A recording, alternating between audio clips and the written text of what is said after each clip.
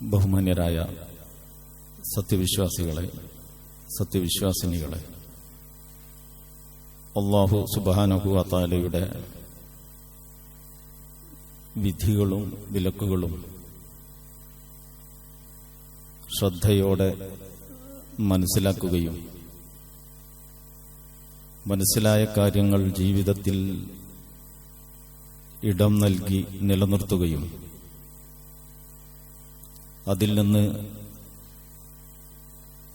വല്ല വ്യതിചലനവും സംഭവിക്കുന്ന പക്ഷം അവ ശ്രദ്ധയിൽപ്പെടുന്ന ആദ്യ നിമിഷത്തിൽ തന്നെ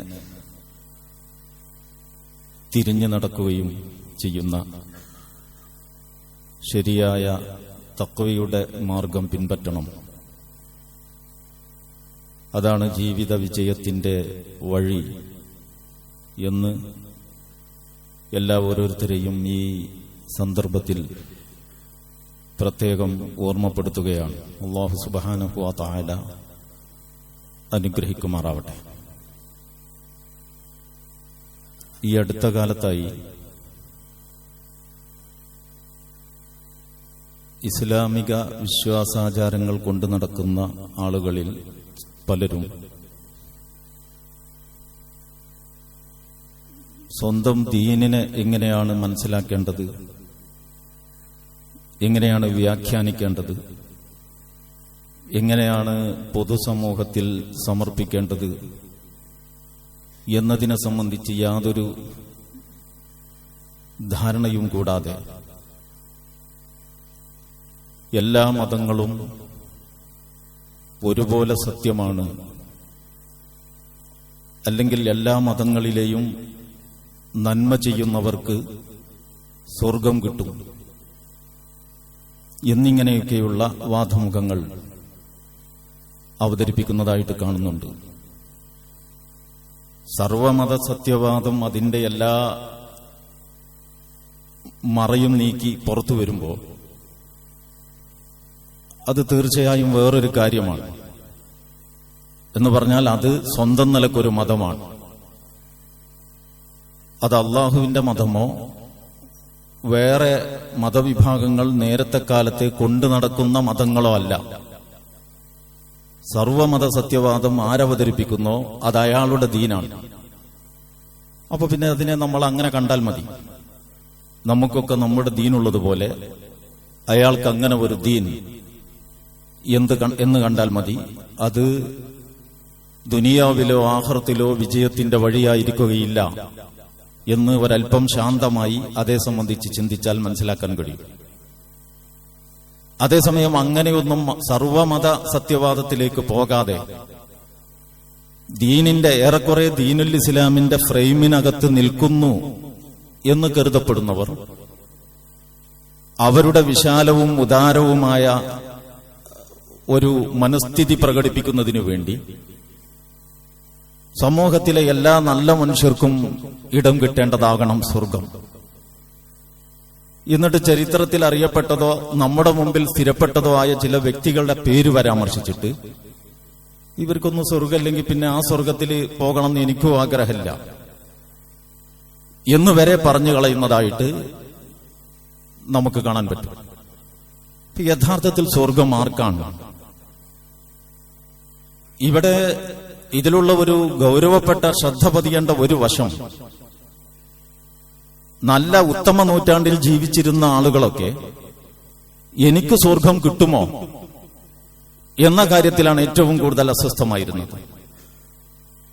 ഇന്ന് കാണപ്പെടുന്ന പ്രവണത മറ്റുള്ളവർ അയാൾ സ്വർഗത്തിലുണ്ടോ, ഇയാൾ സ്വർഗത്തിൽ പ്രവേശിക്കോ എന്ന് പറഞ്ഞാൽ സ്വന്തത്തെ സംബന്ധിച്ച് കാര്യഗൗരവത്തിൽ ചിന്തിക്കാതിരിക്കുകയും മറ്റുള്ളവർക്ക് സ്വർഗം ലഭിക്കുന്നതിൽ വേണ്ടി അമിത താൽപര്യം കാണിക്കുകയും ചെയ്യുമ്പോൾ ഈ സ്വർഗം, ഈ നരകം പോലെയുള്ള സംഗതികളൊക്കെ ഇത്തരം ആളുകളുടെ മുമ്പിൽ പല പ്രചാരണ വിഷയങ്ങളുടെ കൂട്ടത്തിലെ ഒരു വിഷയം മാത്രമാണ്.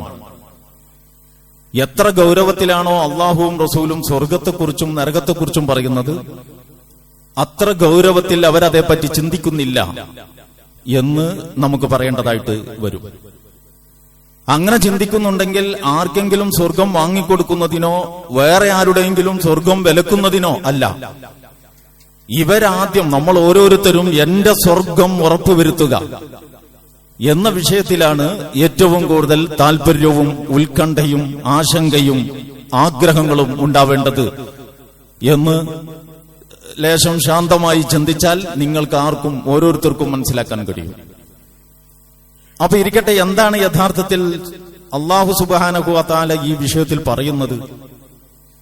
നമ്മൾ സാധാരണ ആളുകൾ അസ്വസ്ഥപ്പെടാറുണ്ട്. വളരെ നല്ല രീതിയിൽ ജീവിക്കുന്ന ആളുകൾ, ജീവിതത്തിൽ ഒരിക്കലും കളവ് പറയാത്ത, മറ്റുള്ളവരെ ഉപദ്രവിക്കാത്ത, ധാർമ്മിക സദാചാര നിഷ്ഠയിലൊക്കെ ഒരുപക്ഷെ സാമ്പ്രദായിക മുസ്ലിം സമൂഹത്തിലെ അംഗങ്ങളെക്കാളേറെ സൂക്ഷ്മത പുലർത്തുന്ന, സത്യം, ധർമ്മം, നീതി എന്ന് പറയുന്ന മൂല്യങ്ങളെയൊക്കെ അവർ മനസ്സിലാക്കിയ ഒരു തലത്തിൽ അവരുടെ സ്വകാര്യ ജീവിതത്തിലും പൊതുജീവിതത്തിലും മുറുകെ പിടിക്കുന്ന പല ആളുകളെയും നമുക്ക് സമുദായത്തിൽ കാണാൻ, സമൂഹത്തിൽ കാണാൻ പറ്റും. ഈ ആളുകൾക്കും സ്വർഗം കിട്ടണ്ടേ? ഇതാണ് ഒരു ചോദ്യം. അത് വളരെ ന്യായമായ ഒരാവശ്യമല്ലേ എന്നവർ ചിന്തിക്കുന്നു. മറുവശത്ത് മുസ്ലിം സമുദായത്തിനകത്ത് തന്നെ ഇതിനോടൊന്നും ഒരു പ്രാധാന്യവും കാണിക്കാതെ ഏതോ അവസ്ഥയിൽ ജീവിച്ചു പോകുന്ന ആളുകളുണ്ട്. മൊത്തമായിട്ട് മുസ്ലിം ഉമ്മത്തിനൊരു സ്വർഗം എന്ന ഒരു കാഴ്ചപ്പാട് വെച്ച് പുലർത്തിയിട്ട് ഈ കൊള്ളരുതാത്ത ആളുകൾക്കൊക്കെ സ്വർഗത്തിൽ ഇടം കിട്ടുകയും ചെയ്യുന്നു. ഇതെന്ത് നീതിയാണ്? നല്ല നല്ല ജീവിത വിശുദ്ധി പുലർത്തുന്ന സത്യസന്ധരും സച്ചരിതരും എന്ന് കരുതപ്പെടുന്ന കുറെ ആളുകൾ അവരുടെ പിതാവോ പിതാവിന്റെ പിതാവോ ഈ സമുദായത്തിൽ ജനിച്ചില്ല എന്ന ഒരൊറ്റ കാരണത്താൽ അവര് സ്വർഗത്തിൽ നിന്ന് പുറത്തു പോവുകയാണ്. നേരെ മറിച്ച് വേറെ ഒരു വിഭാഗം ഈ കാനേഷുമാരി കണക്കിൽ പിതാവോ പിതാവിന്റെ പിതാവോ വഴി ഒരു അറബി പേരുള്ള ആൾക്കൂട്ടത്തിൽ മെമ്പർഷിപ്പ് ലഭിച്ചു എന്നതുകൊണ്ട് മാത്രം അവർക്ക് സ്വർഗം ലഭിക്കുകയും ചെയ്യുന്നു. ഇങ്ങനെയൊക്കെ നമ്മൾ ചിന്തിക്കുമ്പോൾ അതിന്റെ അർത്ഥം ഈ ദീനുൽ ഇസ്ലാം മുന്നോട്ട് വെക്കുന്ന കാഴ്ചപ്പാടിനെ സംബന്ധിച്ച് യാതൊരുവിധ ധാരണയും ഇല്ല എന്നുള്ളതാണ്. ഇതൊക്കെ പുതിയ പ്രവണതകളാണ് ഒരർത്ഥത്തിൽ. അതേസമയം ഇതൊക്കെ വിശുദ്ധ ഖുർആൻ വളരെ നേരത്തെ തന്നെ അഭിമുഖീകരിച്ചിട്ടുള്ള വിഷയങ്ങളുമാണ്. ജൂതന്മാർക്ക് നേരത്തെ പലപ്പോഴും നിങ്ങൾ കേട്ടിരിക്കും, ലൻ തമസ്സനന്നാറു ഇല്ലാ അയ്യാമൻ മഅദൂദ. ഇനി അങ്ങനെ ഞങ്ങൾ നരകത്തിൽ പോവുകയാണെങ്കിൽ തന്നെ നഹ്നു അബ്നാഉല്ലാഹി വ അഹിബ്ബാഉഹു, ഞങ്ങൾ അല്ലാഹുവിന്റെ മക്കളും അവന്റെ ഇഷ്ടജനങ്ങളുമാണ്. അതുകൊണ്ട് ഞങ്ങൾ സ്വർഗത്തിലില്ലെങ്കിൽ പിന്നെന്ത് സ്വർഗം? ഇങ്ങനെ ഒരു വരേണ്യ, ഒരു സവർണ മനോഭാവം ജൂത വിഭാഗങ്ങൾ വെച്ചു പുലർത്തിയിരുന്നു എന്ന് വിശുദ്ധ ഖുർആനിൽ കാണാം. എന്നിട്ട് അവർ ഒരു വേള പറയുന്നുണ്ട്, ഇനിയിപ്പോ ഞങ്ങളുടെ കൂട്ടത്തിൽ ആരുടെയെങ്കിലും വഴിവിട്ട ജീവിതം കാരണം നരകത്തിൽ പോകേണ്ടി വന്നാൽ തന്നെ ലൻ തമസ്സനന്നാറു ഇല്ലാ അയ്യാമൻ മഅദൂദ, വളരെ എണ്ണപ്പെട്ട ദിവസം ഒന്ന് ഒരു ടെസ്റ്റ്, ഒരു സാമ്പിൾ എന്ന നിലക്ക് ഒന്ന് ചൂടാക്കി എടുക്കല്ലാതെ നരകം ഞങ്ങളെ അങ്ങനെ സ്ഥിരമായിട്ട് സ്പർശിക്കില്ല എന്നും അവർ വാദിച്ചിരുന്നു. വിശുദ്ധ ഖുർആനിൽ നിങ്ങൾക്ക് പിന്നെയും കാണാം, ഒരു പടി കൂടി മുന്നോട്ട് കടന്ന് വഖാലൂ ലൻ യദ്ഖുലൽ ജന്നത ഇല്ലാ മൻ കാന ഹൂദൻ ഔ നസ്വാറ, അവർ പറഞ്ഞു സ്വർഗം എന്ന് പറയുന്നത് യഹൂദികൾക്കും നസാറാക്കൾക്കുമുള്ളതാണ്. മൂസാ നബിയുടെ ആളുകൾക്കും ഈസാ നബിയുടെ ആളുകൾക്കുമുള്ളതാണ് സ്വർഗം. ഈസാ നബിയുടെയും മൂസാ നബിയുടെയും ശേഷം ഇയാൾ എവിടെ നിന്ന് വന്നു എന്ന് പറഞ്ഞാൽ അവരുടെ ബനൂ ഇസ്രായേൽ പരമ്പരക്ക് വ്യത്യസ്തമായി നമ്മൾ പലപ്പോഴും പറഞ്ഞിട്ടുള്ള ഇബ്രാഹിം നബി അലൈഹിസ്സലാമിന്റെ കുടുംബ പരമ്പരയിൽ ഇബ്രാഹിം നബി അലൈഹിസ്സലാമിന്റെ മകൻ ഇസ്മായിൽ നബി അലൈഹിസ്സലാമിയുടെ വംശാവലിയിലാണ് മുഹമ്മദ് മുസ്തഫ സല്ലല്ലാഹു അലൈഹി വസല്ലം ജനിച്ചത്. ഇത് തന്നെ അവർക്ക് ഉൾക്കൊള്ളാൻ കഴിഞ്ഞില്ല. അത്രത്തോളം വംശവിശുദ്ധി അല്ലെങ്കിൽ വംശവെറി അവർ വെച്ചു പുലർത്തുന്നുണ്ട് എന്നാണ് അപ്പൊ അതിന്റെ അർത്ഥം. ഈ കൊണ്ടുവന്നത് സത്യമാണോ, ഈ കൊണ്ടുവന്നവൻ സത്യസന്ധനാണോ, ഇതൊന്നും അവർ നോക്കിയിട്ടില്ല. ഇത് രണ്ട് നോക്കിയാലും അവർക്ക് ഇതിനെ നിഷേധിക്കാൻ കഴിയില്ല. കാരണം മുസദ്ദിഖൻ ലിമാ ബൈന യദൈഹി, ഇതിനു മുമ്പ് വന്നതിനെ സത്യപ്പെടുത്തുന്ന ഗ്രന്ഥമാണിത്. എന്തായാലും ഇരിക്കട്ടെ, അങ്ങനെ അവർക്ക് മുഹമ്മദ് നബി സല്ലല്ലാഹു അലൈഹി വസല്ലമ സമർപ്പിച്ച ഈ പദ്ധതിയോട് ലെവലേശം യോജിക്കാൻ കഴിഞ്ഞില്ല. അപ്പൊ ആ പക കാരണം, ആ അസൂയ കാരണം അവർ പറഞ്ഞു ഹസദം മിൻ ഇൻദി അൻഫുസിഹിം എന്ന് ഖുർആൻ തന്നെ പ്രയോഗിച്ചിട്ടുണ്ട്. മുഹമ്മദ് നബി സല്ലല്ലാഹു അലൈഹി വസല്ലം അഥവാ അറബികളിൽ ഖുറൈശികളിൽ പ്രവാചകത്വം വന്നു എന്നത് നേരത്തെ ഉണ്ടായിരുന്ന ബനു ഇസ്രായേൽ സമൂഹങ്ങളെ സംബന്ധിച്ചിടത്തോളം അവരിലെ അഹങ്കാരം വെച്ചു പുലർത്തുന്നവരെ സംബന്ധിച്ചിടത്തോളം സ്വീകാര്യമായില്ല. എല്ലാ ആളുകളെ കുറിച്ചുമല്ല, മനസ്സിൽ അഹന്ത കൊണ്ട് നടക്കുന്ന ആളുകൾക്ക് ഈ ചിലപ്പം നന്മ വേറുള്ളവരിൽ കണ്ടാൽ അത് ഉൾക്കൊള്ളാൻ കഴിയില്ല. ഞങ്ങളിവിടെ തറവാട്ടുകാരുണ്ടാവുമ്പോ ഓലിപ്പോ ഈ നമ്മളെ ഇവിടെ തൊടിയിലും തൊഴുത്തിലും ഒക്കെ പണിയെടുക്കാൻ വന്ന് അങ്ങനെ കഞ്ഞിവെള്ളം കുടിച്ച് ജീവൻ വെച്ച് അങ്ങനെ ചോരയും നീരും ഉണ്ടായി അതിലൂടെ വളർന്ന് പെറ്റുപെരുകി വളർന്ന ഈ മക്കളൊക്കെ ഞങ്ങളുടെ മുമ്പിൽ എന്ത് എന്ന് ചിന്തിക്കുന്ന തറവാട്ടുകാരെ നമ്മുടെ നാട്ടിലും കാണാൻ പറ്റും. വളരെ വളരെ അപകടം പിടിച്ച ജാഹിലിയ വികാരമാണിത്.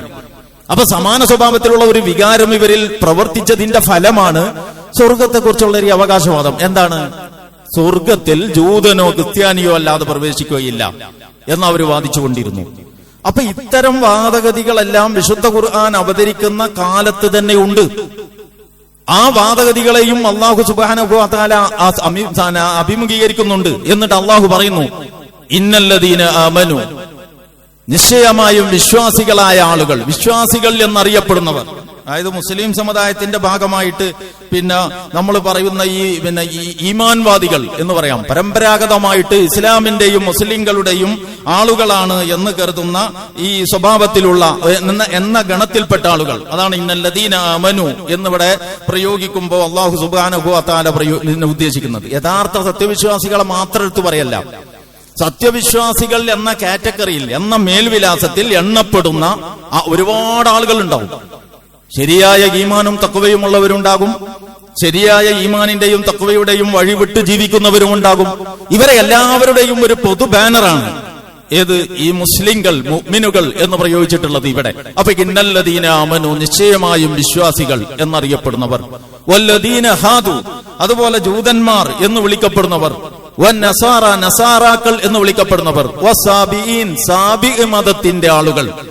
അപ്പൊ ഖുർആൻ അവതരിക്കുന്ന കാലത്തെ അവിടെ നേരത്തെ നിലനിൽക്കുന്നതും ഖുർആൻ അവതീർണം ആരംഭിച്ചതിന് ശേഷം രൂപപ്പെട്ടതുമായ ഈ വിഭാഗങ്ങളെ ഒക്കെ അഭിമുഖീകരിച്ചു അല്ലാഹു. ഇന്നല്ലദീന ആമനു വല്ലദീന ഹാദു വന്നസാറ വസാബിഈൻ മൻ ആമന ബില്ലാഹി വൽ യൗമിൽ ആഖിർ. ഈ വിഭാഗങ്ങളിൽ നിന്നൊക്കെ ആർ അള്ളാഹുവിലും അന്ത്യദിനത്തിലും വിശ്വസിച്ചോ, വഅമല സാലിഹൻ, എന്നിട്ട് സൽക്കർമ്മം പ്രവർത്തിക്കുകയും ചെയ്തോ, ഫലാ ഖൗഫുൻ അലൈഹിം വലാ ഹും യഹ്സനൂൻ, അവർ ഭയപ്പെടുകയും ദുഃഖിക്കുകയും വേണ്ട. അപ്പൊ യഥാർത്ഥത്തിൽ നാളെയെ സംബന്ധിച്ച് ഭയപ്പെടാതിരിക്കാനും നാളെയെ സംബന്ധിച്ച് ദുഃഖിക്കാതിരിക്കാനും കഴിയുന്നവർ, സാധിക്കുന്നവർ യഥാർത്ഥത്തിൽ ആരാ? അത് മുസ്ലിങ്ങൾ മാത്രമാണ്. ജൂതന്മാരും ക്രിസ്ത്യാനികളും അതുപോലെ സാബിഈ മതത്തിന്റെ, അതൊരു ഒരു ഉപമതം, അതിനെക്കുറിച്ച് ഇപ്പൊ പറയാൻ നേരില്ല, അതൊരു സാബിഈ മതത്തിന്റെ ആളുകളും ഒക്കെ അതിൽ പെടുകയില്ല എന്ന് ഇങ്ങനെ വർഗവും വിഭാഗവും തിരിച്ച് ഒരു മേൽവിലാസമോ സർട്ടിഫിക്കറ്റോ അല്ല അല്ലാഹു നൽകിയത്. മറിച്ച് മുസ്ലിങ്ങളിൽപ്പെട്ടവർ, ഈമാൻവാദികളായ ആളുകൾ, ജൂതന്മാർ യഹൂദികൾ എന്നറിയപ്പെടുന്നവർ, നസാറാക്കൾ എന്നറിയപ്പെടുന്നവർ, സാബിഈ മതത്തിന്റെ ആളുകൾ, ഇവരിൽ നിന്ന് മൻ ആമന ബില്ലാഹി വൽ യൗമിൽ ആഖിർ, ഇവരിൽ നിന്ന് ആരൊക്കെ അല്ലാഹുവിലും അന്ത്യദിനത്തിലും വിശ്വസിച്ചോ. അപ്പൊ ജൂതന്മാര്, നസാറാക്കള്, സാബിഈ മതത്തിന്റെ ആളുകളൊക്കെ അല്ലാഹുവിലും അന്ത്യദിനത്തിലും വിശ്വസിക്കുമ്പോ അവർ വിശ്വാസികളുടെ ഗണത്തിൽപ്പെടും. നേരത്തെ വിശ്വാസികളുടെ ഗണത്തിൽപ്പെട്ടവർ ആ വിശ്വാസം പ്രയോഗതലത്തിൽ ജീവിതത്തിൽ പുലർത്തിയാൽ അപ്പോഴേ അവർ യഥാർത്ഥ വിശ്വാസികളാവൂ. ഇത് രണ്ടാശയവും ഒരേ സമയം അല്ലാഹു പറയാണ്. അപ്പൊ ഈ വിഭാഗങ്ങൾ, അപ്പൊ ജൂതന്മാർക്കും ക്രിസ്ത്യാനികൾക്കുമാണ് സ്വർഗം എന്ന അവരുടെ ആ ധാരണയെ തിരുത്താൻ നിങ്ങൾക്കല്ല, പകരം ഞങ്ങൾക്കാണ് എന്നല്ല ഖുർആൻ പ്രയോഗിച്ചത്. പകരം സ്വർഗം സംഘങ്ങൾക്കും സമുദായങ്ങൾക്കുമല്ല, സ്വർഗം നിലപാടുകൾക്കും സമീപനങ്ങൾക്കുമാണ്. അപ്പൊ എന്താണ് നിലപാടും സമീപനവും? മൻ ആമന ബില്ലാഹി വൽ യൗമിൽ ആഖിർ, ആർ അല്ലാഹുവിലും അന്ത്യദിനത്തിലും വിശ്വസിക്കുന്നുവോ, വഅമില സാലിഹൻ, എന്നിട്ട് അതിന്റെ താല്പര്യം, അതിന്റെ തേട്ടമനുസരിച്ച് സൽക്കർമ്മങ്ങൾ അനുഷ്ഠിക്കുകയും ചെയ്യുന്നുവോ, അവർക്കുള്ളതാണ് സ്വർഗം എന്ന് അല്ലാഹു സുബ്ഹാനഹു വ തആല അവിടെ വ്യക്തമാക്കുന്നുണ്ട്. അപ്പൊ ഇത് പരിഗണിച്ചുകൊണ്ട് തന്നെ അല്ലാഹു സുബ്ഹാനഹു വ തആല വിശ്വാസികളോടും ആഹ്വാനം ചെയ്യുന്നുണ്ട് വേറെ സ്ഥലത്തും. എങ്ങനെ? യാ അയ്യുഹല്ലദീന ആമനു ആമിനു. നോക്കൂ നിങ്ങൾ എന്താ പ്രയോഗത്തിന്റെ അർത്ഥം. എന്നിട്ട് വിശ്വാസ കാര്യങ്ങളാണ് തുടർന്ന് പറയുന്നത്. വിശ്വാസികളെ നിങ്ങൾ വിശ്വസിക്കുവിൻ. യാ അയ്യുഹല്ലദീന ആമനൂ ദുഖുലൂ ഫിസ്സിൽമി കാഫ, വിശ്വാസികളെ നിങ്ങൾ ഇസ്ലാമിൽ അഥവാ അള്ളാഹുവിനുള്ള സമർപ്പണത്തിൽ പരിപൂർണമായി പ്രവേശിക്ക്.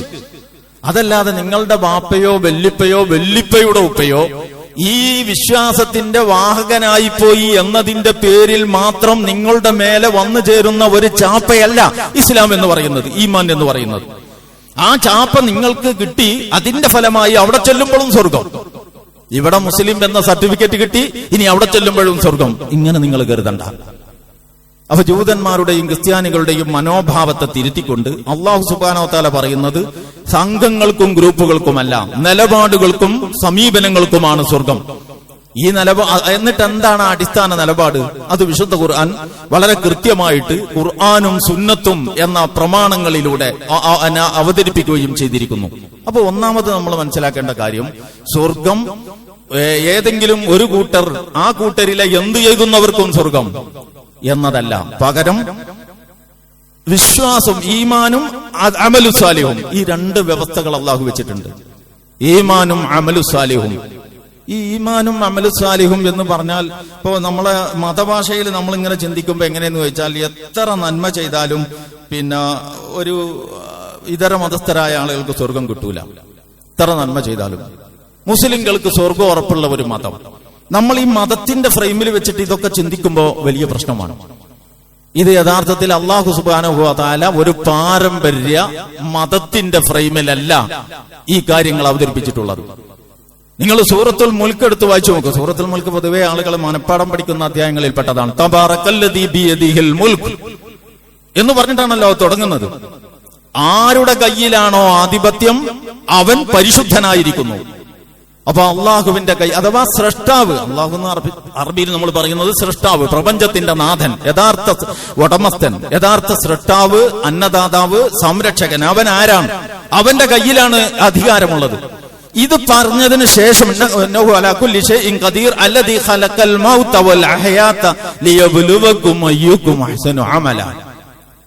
മനുഷ്യൻ എന്തിനാ സൃഷ്ടിച്ചത്? അധികാരം ആരുടെ കയ്യിലാണോ അവനാണ് ഈ സംവിധാനങ്ങൾ മുഴുവൻ ഉണ്ടാക്കിയത്. അവനാണ് മനുഷ്യരെ സൃഷ്ടിച്ചത്, മരണവും സൃഷ്ടിച്ചത്. ഖലഖൽ മൗത വൽ ഹയാത്ത്, മരണവും സൃഷ്ടിച്ചു, ഹയാത്തും സൃഷ്ടിച്ചു. ആദ്യം മൗത്ത് പറയാൻ കാരണം ഇല്ലായ്മയിൽ നിന്നാണല്ലോ ഉണ്ടായത് എന്ന നിലക്കാണ്. അപ്പോ പിന്നെ മരണവും സൃഷ്ടിച്ചു, ജീവിതവും സൃഷ്ടിച്ചു. എന്തിന്? ലിയബ്ലുവക്കും അയ്യുക്കും അഹ്സനു അമല.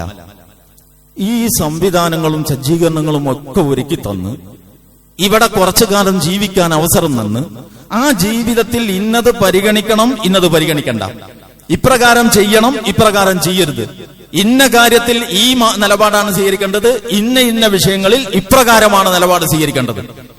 ഇങ്ങനെ നമ്മുടെ ജീവിതത്തോളം വിശാലമായ ശരിതെറ്റുകളുടെ ഒരു വലിയ ഒരു പദ്ധതി, ഇത്രയും വലുപ്പമുള്ള ഒരു പദ്ധതി, അതിന്റെ എത്രയോ ഇരട്ടി വലുപ്പമുള്ള പ്രവാചക വചനങ്ങളിൽ കൂടി ഉൾക്കൊള്ളുന്ന ഒരു ബൃഹത്തായ ഒരു പദ്ധതി അള്ളാഹു നമുക്ക് നൽകി. ഈ പദ്ധതി ആര് പിൻപറ്റുന്നുവോ അവർക്ക് പടച്ചവൻ വാഗ്ദാനം ചെയ്തതാണ് സ്വർഗം. ഇപ്പൊ നമുക്ക് ഉദാഹരണം പറയുകയാണെങ്കിൽ യൂണിവേഴ്സിറ്റികൾ നമ്മുടെ നാട്ടിലുണ്ട്, ട്യൂഷൻ സെന്ററുകളും അൺഎയ്ഡഡ് മേഖലകളിൽ വിദ്യാഭ്യാസ സ്ഥാപനങ്ങളും ഉണ്ട്, സർക്കാർ അംഗീകരിച്ച സ്കൂളുകളും കോളേജുകളും ഉണ്ട്, യൂണിവേഴ്സിറ്റികളും ഉണ്ട്. യൂണിവേഴ്സിറ്റികളിൽ ഒരുപാട് കോഴ്സുകളുണ്ട്. ഈ കോഴ്സുകൾക്കൊക്കെ സിലബസ് നിശ്ചയിച്ചിട്ടുണ്ട്. ആ സിലബസുകളുടെ അടിസ്ഥാനത്തിൽ പാഠപുസ്തകങ്ങളുണ്ട്. ആ പാഠപുസ്തകങ്ങൾ പഠിപ്പിക്കാൻ ശമ്പളം കൊടുത്ത് അധ്യാപകരെ വെച്ചിട്ടുണ്ട്. ആ അധ്യാപകൻ ഹാഫ് ഇയർലി അല്ലെങ്കിൽ ഒരു ക്വാർട്ടയർലി ഒരു പരീക്ഷയ്ക്ക് ഇത്ര ഭാഗം കവർ ചെയ്തിരിക്കണം എന്ന് നിഷ്കർഷിച്ചിട്ടുണ്ട്. അർദ്ധവാർഷിക പരീക്ഷയാകുമ്പോഴേക്ക് ഇത്ര ഭാഗം പിന്നിട്ടിരിക്കണം എന്നുണ്ട്. ഒരു വർഷം കഴിയുമ്പോൾ ആ സിലബസ് ഏകദേശം ഓൾമോസ്റ്റ് ഇത്ര പൂർത്തീകരിക്കണം എന്ന് നിബന്ധനയുണ്ട്. ആ സിലബസിൽ നിന്നാണ് ചോദ്യം വരിക. ഇതൊക്കെ നമ്മുടെ നാട്ടിൽ നമ്മളെല്ലാവരും അറിയുന്ന ഒരു പൊതുവായ യാഥാർത്ഥ്യമല്ലേ? ഞാൻ ചോദിക്കട്ടെ, നമ്മളിപ്പോ ഒരു യൂണിവേഴ്സിറ്റിയുടെ ഒരു വലിയ PG, ചെറിയ പരീക്ഷ ഒന്നല്ല, PG ലെവലിലോ അതിനു മേലെയുള്ള ഏതെങ്കിലും ഒരു ഉയർന്ന പരീക്ഷയ്ക്ക് ഒരു വിദ്വാൻ പരീക്ഷ എഴുതാൻ പോയി. അയാൾ യൂണിവേഴ്സിറ്റിയെ മൊത്തത്തിൽ അംഗീകരിച്ചിട്ടുണ്ട്. സിലബസ്, പരീക്ഷ കൺട്രോളർ, ഇങ്ങനെയുള്ള കാര്യങ്ങളെ കുറിച്ചൊക്കെ എന്തൊക്കെയോ ചില ധാരണ മൂപ്പർക്കുണ്ട്. എന്നിട്ട് ഏതെങ്കിലും ഒരു വിഷയം, ജീവശാസ്ത്രമോ അല്ലെങ്കിൽ രസതന്ത്രമോ വേറെ ഏതെങ്കിലും ഒരു വിഷയം, ദുനിയാവിലെ വിജ്ഞാന ശാഖയിലെ ഏതെങ്കിലും ഒരു വിഷയത്തിൽ ഇയാൾ ഒരു നിർദ്ദിഷ്ട പരീക്ഷ എഴുതാൻ പോയി. അപ്പൊ ആ പരീക്ഷയ്ക്ക് കുറെ ചോദ്യപേപ്പർ ഉണ്ട്, ആ സിലബസ് ഇയാൾ കവർ ചെയ്തിട്ടില്ല. പക്ഷേ ഇയാൾ വേറെ കുറെ പഠിച്ചിട്ടുണ്ട്. അനാട്ടമി ആണെന്ന് വിചാരിക്കും, ശരീരശാസ്ത്ര സംബന്ധമായ വിഷയമാണ്. അദ്ദേഹം കുറെ പഠിച്ചിട്ടുണ്ട്. പക്ഷേ ഒരു PG ലെവലിൽ പഠിക്കുന്ന ഒരു കുട്ടി സിലബസിലൂടെ ഇന്ന ഏരിയയാണ് കവർ ചെയ്യേണ്ടത് എന്നതിന് യൂണിവേഴ്സിറ്റിക്ക് ഒരു തത്വമുണ്ട്. ആ തത്വം വെച്ചിട്ടാണ് പാഠപുസ്തകം തയ്യാറാക്കിയത്. ആ തത്വം വെച്ചാണ് അധ്യാപകർ പഠിപ്പിക്കുന്നത്. ആ തത്വം വെച്ചാണ് പരീക്ഷ. ഈ വിദ്വാൻ പോയിട്ട് ആ പരീക്ഷ പേപ്പർ വാങ്ങിയിട്ട് അതിലിങ്ങനെ നോക്കിയിട്ട് അതിൽ പറയുന്ന വിഷയത്തിൽ ആ ചോദ്യത്തിന് നേർക്ക് നേരെ ഉത്തരം പറയുന്നതിന് പകരം ശരീരശാസ്ത്ര സംബന്ധമായ വലിയ ഉപന്യാസങ്ങൾ ആൻസർ പേപ്പറിൽ എഴുതി വെച്ചു എന്ന് സങ്കല്പിക്കും. മാർക്ക് കിട്ടുമോ? പേപ്പർ നോക്കുന്ന ആൾ അതിന് മാർക്ക് കൊടുക്കുമോ? അദ്ദേഹം വിജയിക്കുമോ? ഇല്ലല്ലോ. കാരണം അങ്ങനെ ഓരോരുത്തരും വന്നിട്ട് അവർക്ക് ഈ ചോദിച്ച വിഷയവുമായി ബന്ധപ്പെട്ട് ഓരോരുത്തർക്കും അറിയുന്ന വിവരങ്ങൾ വിളമ്പാനാണ് പരീക്ഷ എന്ന് വന്നാൽ പരീക്ഷ നടത്തിപ്പിന്റെ ഒരു കാര്യം പിന്നെ ഉണ്ടാവില്ല. പിന്നെ പാഠപുസ്തകം നിശ്ചയിക്കേണ്ട ആവശ്യം ഉണ്ടാവില്ല. പിന്നെ ക്ലാസ്സുകളിൽ പഠിപ്പിക്കേണ്ട ആവശ്യം ഉണ്ടാവില്ല. ആളുകളെ എവിടെന്നെങ്കിലുമൊക്കെ എന്തെങ്കിലും പഠിച്ചു വരട്ടെ. അവരുടെ ജനറൽ നോളജ്, പിന്നെ പൊതുവിവരം പരീക്ഷിക്കാൻ ഒരു ടെസ്റ്റ് മതി എന്ന അവസ്ഥയിലേക്ക് വിദ്യാഭ്യാസ സമ്പ്രദായം കുത്തഴിയും. അപ്പൊ എത്ര കുറെ വിവരം ഉണ്ടായതുകൊണ്ട് കാര്യമില്ല, നിർദ്ദിഷ്ട സിലബസ് അംഗീകരിക്കണം. അപ്പൊ ഒരു വിദ്യാർത്ഥിയായി പരീക്ഷയിൽ വിജയിക്കാൻ അർഹനാകണമെങ്കിൽ എന്തു വേണം? ഈ പരീക്ഷാ കൺട്രോളർ എന്ന് പറയുന്ന പരീക്ഷാ നടത്തിപ്പുകാരെ അംഗീകരിക്കണം. യൂണിവേഴ്സിറ്റിയെ യൂണിവേഴ്സിറ്റിയായിട്ട് കാണണം. ആ യൂണിവേഴ്സിറ്റി നൽകിയിട്ടുള്ള പിന്നെ സിലബസ് എന്റെ പഠനത്തിന് ആവശ്യമായ, ഞാൻ പഠിക്കാൻ ബാധ്യസ്ഥമായ ഒന്നാണെന്ന് അംഗീകരിക്കണം. എന്നിട്ട് പരീക്ഷാ ഡേറ്റിൽ ആ സിലബസിലുള്ള വിഷയം പഠിച്ച് ചെന്ന് പരീക്ഷ എഴുതണം. അല്ലാതെ അയാൾക്ക് ഇത്രയും വിവരം ഉണ്ടായിട്ട് ആ മനുഷ്യനെ തോൽപ്പിച്ചല്ലോ, എന്ത് നീതിയാണിത് എന്ന് ചോദിച്ചിട്ട് എന്താ കാര്യം എന്ന് പറഞ്ഞതുപോലെ തന്നെയാണ് ഇതും ഒരു പരീക്ഷയാണ്. അതാ ഞാൻ പറഞ്ഞത്, തബാറക്കല്ലദീ ബിയദിഹിൽ മുൽക്ക്, ആധിപത്യം ആരുടെ കയ്യിലാണോ അവൻ മനുഷ്യന് ജീവിതവും മരണവും നൽകിയിട്ട് അവനെ പരീക്ഷിക്കാണ്. ഇതൊരു വലിയ പരീക്ഷയാണ്. ലോകം ഇന്ന് കണ്ടതിൽ വെച്ച് ഏറ്റവും വലിയ പരീക്ഷാ ഹാളിലാണ് നമ്മളുള്ളത്. ഒരു മനുഷ്യൻ ഇവിടെ പെറ്റു വീണത് മുതൽ ഇവിടെ നിന്ന് റൂഹ് പിരിഞ്ഞ് വേർപ്പെടുന്നത് വരെ ലോകം കണ്ടതിൽ ഏറ്റവും വലിയ പരീക്ഷാ ഹാളിലാണ് അയാളുള്ളത്. ലിയബ്ലുവകും അയ്യുകും അഹ്സനു അമല, ഏറ്റവും നന്നായി പ്രവർത്തിക്കുന്നത് ആര് എന്ന് തീരുമാനിക്കാൻ, എന്നറിയാൻ. അപ്പൊ ഈ പരീക്ഷക്ക് ഇതിന്റെ യജമാനൻ നേരത്തെ പറഞ്ഞ യൂണിവേഴ്സിറ്റി പരീക്ഷയുടെ ഉദ്യോഗസ്ഥന്മാർ ഒരു ഏരിയ നിശ്ചയിച്ചതുപോലെ, കരിക്കുലം നിശ്ചയിച്ചതുപോലെ, പാഠപുസ്തകം തയ്യാറാക്കിയതുപോലെ, സിലബസുകൾ നൽകിയതുപോലെ, ചോദ്യങ്ങൾ തയ്യാറാക്കിയതുപോലെ, അതനുസരിച്ച് അധ്യാപകർ പഠിപ്പിച്ചതുപോലെ റബ്ബുൽ ഇസ്സത്ത് ഈ ജീവിതമാകുന്ന പരീക്ഷയ്ക്ക് ഒരു ടെക്സ്റ്റ് ബുക്ക് തയ്യാറാക്കിയിട്ടുണ്ട്. മനുഷ്യാരംഭം മുതൽ അത് അവന്റെ ദൂതന്മാരിലൂടെ നൽകിക്കൊണ്ടിരുന്നിട്ടുണ്ട്. ക്ലാസ് റൂമിൽ വന്ന് അധ്യാപകർ വിശദീകരിക്കുന്നതിനേക്കാൾ പ്രായോഗികമായി ആ ജീവിതത്തിൽ വന്ന് പ്രവാചകന്മാർ അത് വിശദീകരിച്ചിട്ടുണ്ട്.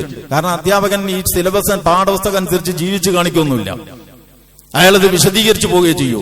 പ്രവാചകന്മാരത് ജീവിതത്തിലൂടെ പകർത്തി നമുക്ക് കാണിച്ചു തന്നിട്ടുണ്ട്. അപ്പൊ അള്ളാഹുവിന്റേതൊരു പരീക്ഷണമാണ്. ആ പരീക്ഷയ്ക്ക് സിലബസ് ഉണ്ട്, ആ പരീക്ഷയ്ക്ക് ടെക്സ്റ്റ് ബുക്ക് ഉണ്ട്, ആ പരീക്ഷയ്ക്ക് അധ്യാപകനുണ്ട്, ആ പരീക്ഷ അനുസരിച്ച് ചോദ്യമുണ്ട്. ഈ ചോദ്യത്തിലും ഈ അന്വേഷണത്തിലും വിജയിക്കുന്നവർക്കാണ് സ്വർഗം.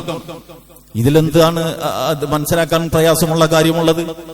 യൂണിവേഴ്സിറ്റികളുടെയും അല്ലെങ്കിൽ സ്കൂളുകളുടെയും കോളേജുകളുടെയും പരീക്ഷ നടക്കുമ്പോൾ ചോദിച്ച ചോദ്യത്തിന് കൃത്യമായി ഉത്തരം നൽകാതെ അതേ വിഷയത്തിൽ വേറെ കുറെ വിവരം വിളമ്പിയാൽ അത് വിവരമായി പരിഗണിക്കുകയില്ല എന്നതുപോലെ ഈ പ്രപഞ്ചനാഥൻ നൽകിയിട്ടുള്ള ഈ സിലബസ് അനുസരിച്ച് ജീവിക്കാൻ ഒരാൾ തയ്യാറില്ലെങ്കിൽ, സംഗതിവശായ അയാൾ ചെയ്തുകൊണ്ടിരിക്കുന്നതൊക്കെ പുണ്യമാണെങ്കിലും അത് പുണ്യമായിട്ട് സ്വീകരിക്കുക എന്ന് പറഞ്ഞത് ലോജിക്കിന്, സാധാരണഗതിയിലുള്ള യുക്തിക്ക് തന്നെ നിരക്കുന്നതല്ലോ.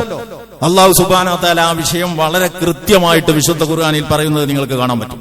എന്ന് പറഞ്ഞാൽ പിന്നെ സൂറത്തു നിസായിലെ 122 മുതൽ 126 വരെയുള്ള സൂക്തങ്ങൾ ഒഴിവ് കിട്ടുമ്പോൾ നിങ്ങളൊന്ന് വായിച്ചു നോക്കൂ. വല്ലദീന ആമനു വഅമിലു സ്വാലിഹാത്ത് സനുദ്ഖിലുഹും ജന്നാത്തിൻ തജ്രി മിൻ തഹ്തിഹൽ അൻഹാർ ഖാലിദീന ഫീഹാ അബദ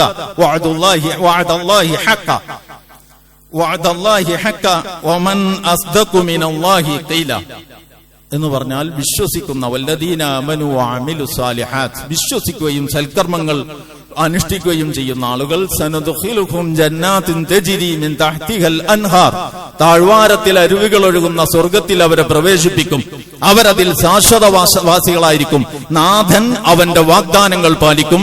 അള്ളാഹുവിനേക്കാൾ വാഗ്ദാനങ്ങൾ പാലിക്കുന്നവൻ ആരാണ്? ഇതാണ് ഒന്നാമത്തെ ആയത്തിന്റെ അർത്ഥം. രണ്ടാമത്തെ ആയത്ത് എന്താ? തിൽക അമാനിയുഹും,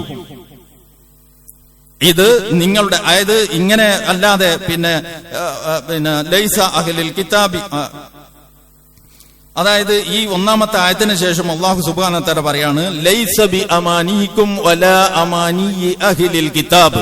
എന്ത്? സ്വർഗം. നിങ്ങൾക്ക് അയാൾക്ക് സ്വർഗം മേടിച്ചു കൊടുക്കണം, ഇയാൾക്ക് സ്വർഗം മേടിച്ചു കൊടുക്കണം എന്ന് ഓരോരുത്തർക്കും തോന്നുന്നുണ്ടല്ലോ ജീവിതം കണ്ടിട്ട്. അതിനെപ്പറ്റി അല്ലാഹു പറയാണ് ലൈസ ബി അമാനിക്കും, നിങ്ങളുടെ വ്യാമോഹം അനുസരിച്ചല്ല സ്വർഗം കൊടുക്കുന്നത്. വല അമാനി അഹ്ലിൽ കിതാബ്, അഹ്ലുൽ കിതാബിന്റെ ആ വ്യാമോഹം അനുസരിച്ചുമല്ല.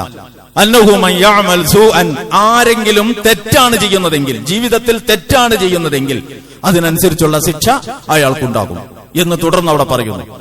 എന്നിട്ട് അതിനുശേഷം അല്ലാഹു സുബ്ഹാനഹു വ തആല വീണ്ടും പറയാണ് വമൻ യഅമൽ മിനസ് സാലിഹാത്തി മിൻ ദക്കരിൻ വ ഉൻസ, ആരെങ്കിലും സൽക്കർമ്മം ചെയ്യുന്നുവെങ്കിൽ, ആണോ പെണ്ണോ ആവട്ടെ, ആരെങ്കിലും സൽക്കർമ്മം ചെയ്യുന്നുവെങ്കിൽ, എങ്ങനെ? ഒരു ഉപാധി ഉണ്ട്, വഹുവ മുഅ്മിനുൻ, അയാൾ വിശ്വാസിയായിരിക്കെ. ഈ വിശ്വാസിയാവുക എന്ന് പറഞ്ഞാൽ എന്താ? അതാണ് ഞാൻ നേരത്തെ പറഞ്ഞത്, യൂണിവേഴ്സിറ്റിയെ യൂണിവേഴ്സിറ്റിയാണെന്ന് അംഗീകരിക്കാം. ഒരുപാട് കെട്ടിടമുണ്ട്, കൂട്ടത്തിലൊരു കെട്ടിടം. അങ്ങനെ യൂണിവേഴ്സിറ്റിയെ കാണുന്ന ഒരാൾക്ക് സർട്ടിഫിക്കറ്റിന്, യൂണിവേഴ്സിറ്റിയുടെ സർട്ടിഫിക്കറ്റിന് ഒരു വില അയാൾ കൽപ്പിക്കൂല. അപ്പൊ ഇത് കുറെ കെട്ടിടങ്ങളുടെ കൂട്ടത്തിൽ ഒരു കെട്ടിടമല്ല, ഇത് ഒരു വിദ്യാഭ്യാസ സ്ഥാപനങ്ങളുടെ ഒരു ഹയർ അതോറിറ്റിയാണ്, ഒരു ഉന്നത സ്ഥാപനമാണ്. ഇത് യൂണിവേഴ്സിറ്റിയാണ്. ആ യൂണിവേഴ്സിറ്റിക്ക് കോഴ്സുകളും ഡിഗ്രികളും ഉണ്ട്. ആ ഡിഗ്രികൾ നൽകുന്നതിന് അവർ ചില വ്യവസ്ഥകൾ വെച്ചിട്ടുണ്ട്. ഇതൊക്കെ അംഗീകരിച്ച ഒരാളല്ലേ വിദ്യാർത്ഥിയാകുള്ളൂ. ആ വിദ്യാർത്ഥിയല്ലേ ആ അർത്ഥത്തിൽ പരീക്ഷയ്ക്ക് ചെല്ലുള്ളൂ. ആ വിദ്യാർത്ഥിയെ നിർദ്ദിഷ്ട ഭാഗം പഠിച്ച് ആൻസർ ചെയ്യുകയുള്ളൂ. അയാൾക്ക് ആ ഡിഗ്രിക്ക് അർഹതയുണ്ടാകൂ.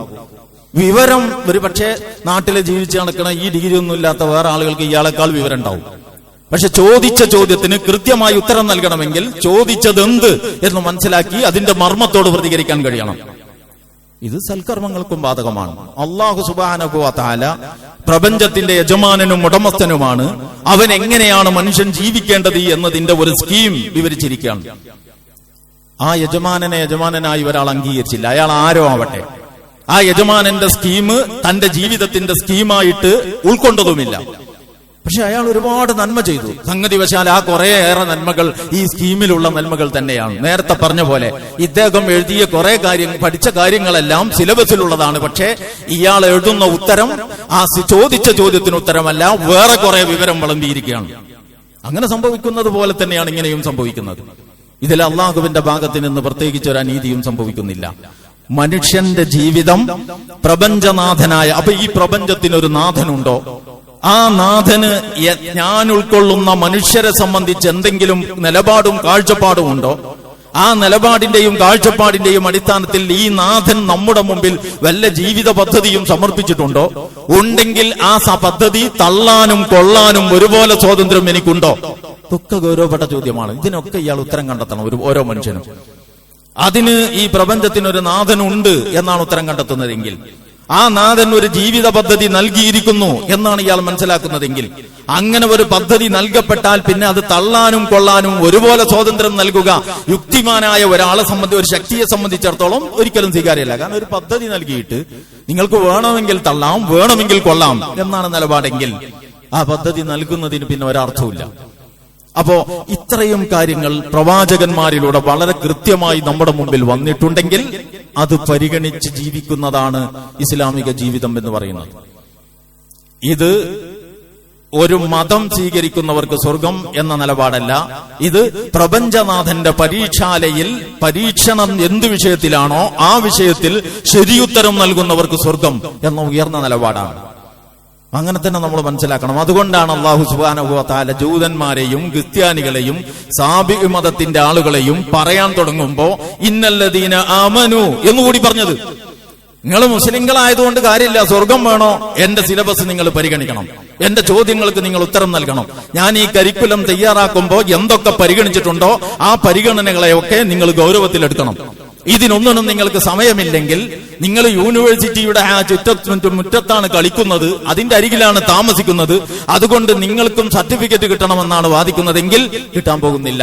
ഇന്നല്ലദീന ആമനു വല്ലദീന ഹാദു വന്നസാറ വസ്സാബിഈൻ, ഈ വിഭാഗങ്ങളെ ഒക്കെ എണ്ണി എണ്ണി പറഞ്ഞിട്ട് മൻ ആമന മിൻഹും മൻ ആമന ബില്ലാഹി വൽ യൗമിൽ ആഖിർ, ഈ വിഭാഗങ്ങളിലൊക്കെ ഈ സിലബസിലെ വളരെ ഗൗരവപ്പെട്ട പോയിന്റ് എന്താണോ അത് അംഗീകരിക്കുന്നുവെങ്കിൽ അവർക്ക് മാർക്കുണ്ട്, ഇല്ലാത്തവർക്ക് മാർക്കില്ല.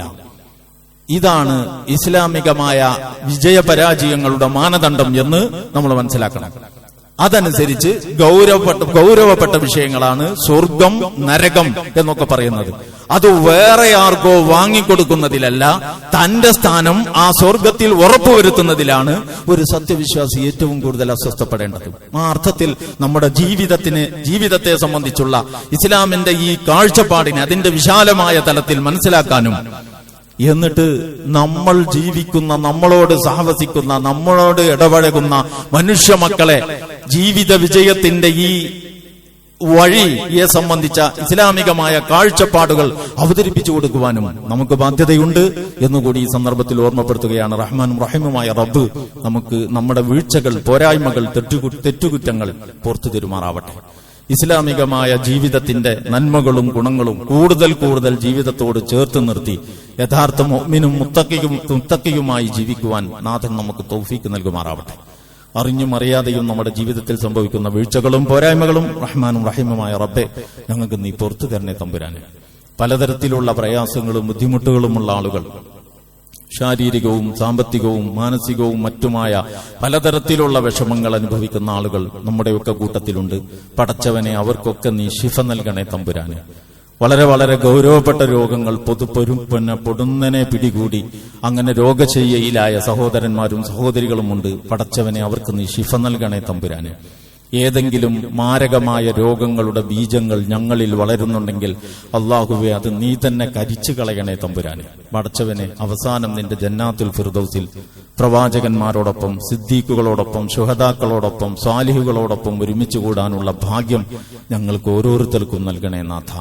أقول قولي هذا أستغفر الله لي ولكم ولجميع المؤمنين والمؤمنات واستغفروه إنه هو الغفور الرحيم.